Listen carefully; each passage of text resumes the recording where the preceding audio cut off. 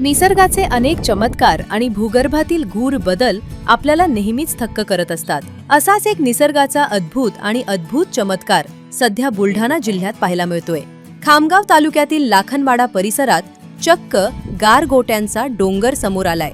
हा डोंगर सध्या विज्ञानासाठी एक मोठे कोडे आणि पर्यटकांसाठी आकर्षणाचे केंद्र बनलाय।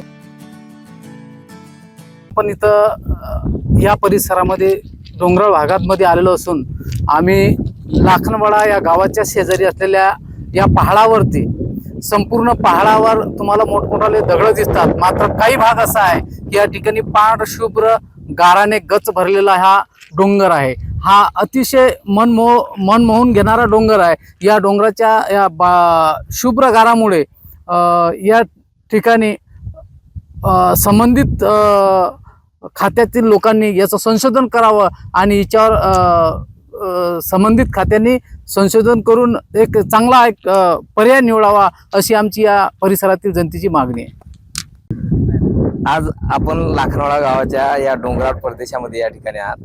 आपण जर पाहिलं तर या संपूर्ण आजूबाजूचा प्रदेश हा काळ्याकुट्ट दगडांनी या ठिकाणी भरलेला आहे।